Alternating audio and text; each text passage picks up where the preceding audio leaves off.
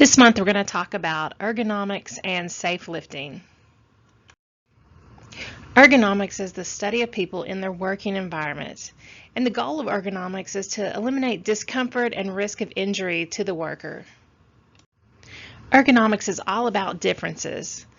Everyone is made different, so we all have different height, we have different strengths, and each one of us is going to have different abilities in the work that we do. And with these differences, you'll need different designs in equipment, furniture, workstations, and routines that you do. And we need ergonomics in the workplace to help prevent repetitive injuries. Repetitive injuries are the muscle and joint stresses that are caused by doing the same work over and over. So when you have a sore muscle or you feel like you might have pulled something and it goes away in a day or two, if you keep injuring that same spot, it could build up into a more serious injury.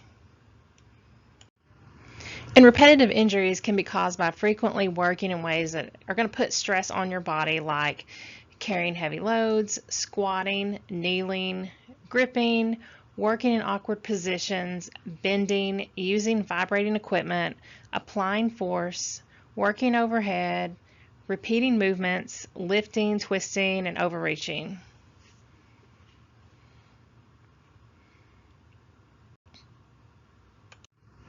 And sometimes even just a small change in tools, equipment, or maybe materials can make a big difference in preventing these repetitive injuries. A little simple change can make a big difference sometimes. When evaluating a job, look for the three main characteristics known as ergonomic stressors. And those are how much force are you going to have to do to complete the job? And what kind of working position are you going to have to be in? Is it going to be awkward? And how are you going to do that job? And the third would be, is that job repetitive? What kind of repetitive task are you going to be doing? If the job you're going to do has any ergonomic stressors, you could be at a greater risk of pain or injury. Let's take a look at some common symptoms of repetitive injuries. And they are pain, swelling, stiffness in the joints of the wrists, shoulders, and knees, and pain, tingling, and numbness in the hands and feet, and can also have weakness or clumsiness in the hands and back or neck pain. This is where ergonomics comes in. You want jobs and equipment to be designed to prevent stresses when lifting heavy objects, twisting, bending, or reaching movements. Only you can fine-tune your workstations and your work routines to prevent these repetitive injuries. So adjust the height of your chair or your stool, your workbench, your table surface, so you can work in a comfortable, relaxed position. And if you have to do a job where you stand all day, if you keep one foot slightly in front of the other with your knees slightly bent, that's going to help keep pressure off your lower back. And you can place frequently used materials close at hand and at a convenient height. That way you're not bending over or reaching repeatedly to get something. And use mechanical lifting devices to prevent back strain. And you could rotate tasks so you give your body a break to recover from doing repetitive work. And remember, your body is not a tool. You don't use your hands for pounding and your feet for kicking something into place. You let equipment and tools take that punishment, not your body.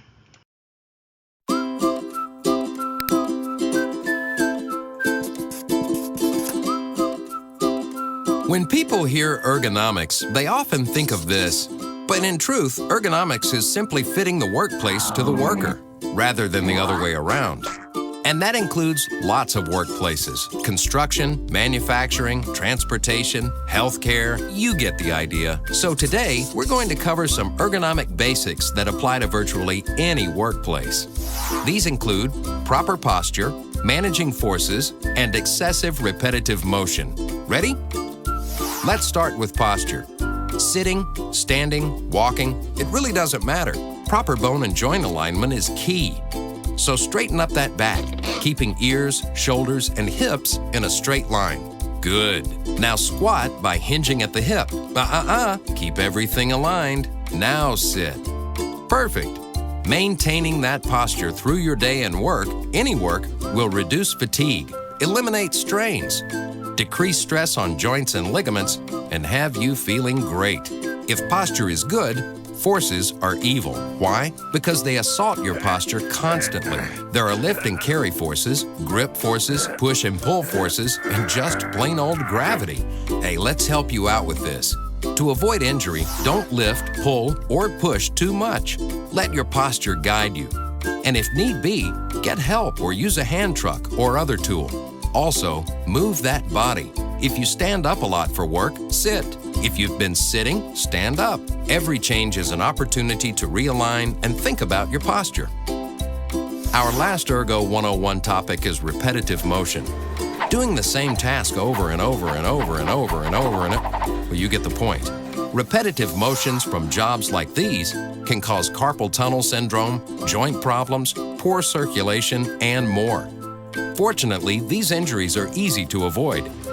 First, by arranging your work area to fit you and support good posture, and second, by stretching. Stretches like this, or this, or this, well, maybe not that. Every 30 to 60 minutes can make a world of difference and prevent injury. Show off. Let's recap. Ergonomics is all about fitting your work environment to you. So set up your station to support good posture. Be mindful of posture, reduce forces, and take breaks to stretch and realign yourself. Do all that, and you'll be on your way to being more efficient, more productive, and healthier. For tip sheets on setting up workstations and the Ergonomics quiz. Now let's talk a little bit about proper lifting techniques. Before lifting, take a minute to think about what you're about to do. You want to examine the object for sharp corners, slippery spots, and some potential hazards that it could have. Know your limit and try not to exceed that. And if you need help, ask for it. And if it's possible, you might want to divide the load to make it lighter. You'd have 2 lighter loads. Know where you're going to set the item down and make sure that your pathway is free and clear of obstructions. Then follow these steps. You want to stand close to the object with your feet spread shoulder width apart, and you're going to have one foot slightly in front of the other for balance.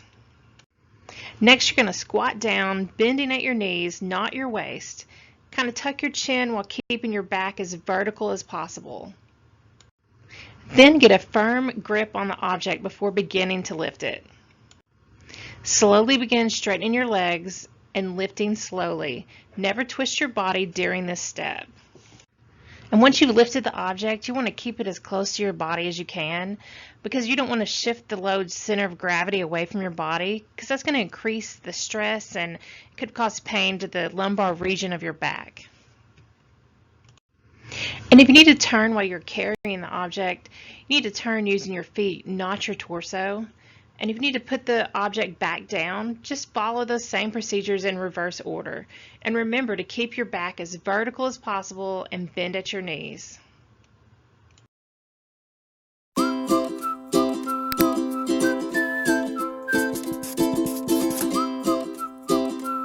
You need to lift something. Let's say that something is about 1/3 of your body weight or less, up to 51 pounds. Moving it properly is easy. Simply bend at the knees, grab that something, and lift using your leg muscles. Oops! Keep it close to your body. There you go. Nicely done. Upright back, close to your body, use your legs, all excellent rules of thumb. But there are other factors to consider. These include the awkwardness of the lift, the height you'll be lifting, the distance you move the object, the frequency or repetition of the lift. In each of these cases, you should figure that you'll be able to safely lift less weight and consider other options. For example, let's say you have to lift more weight or lift it through a greater distance. You should not attempt the lift by yourself. Ouch! Instead, use a hand truck like this, or flag down a coworker like this. Good work! Or what if the lift is to the left or right of you? Even if it's fairly light in weight, twisting your spine during a lift can hurt your back. So turn toward the object nice and square. Very good. Then lift straight up. Now pivot your entire body and move the object. You're getting good at this. Here are a few more things to remember when preparing to lift. Organize storage to promote safe lifting by keeping heavy, awkward items in the power zone between shoulder and knee height. Stretch before lifting to get your muscles ready. Ensure you have solid footing and are wearing non-slip shoes.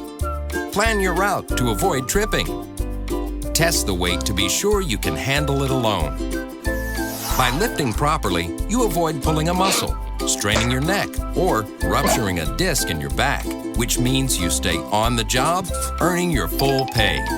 Lifting right feels good, doesn't it? For tip sheets on lifting and the lifting quiz, click the link on. If you have any questions, I'll try to answer them. Just stop by and talk to me, Mary Beth, at the lab, or call me at extension 104.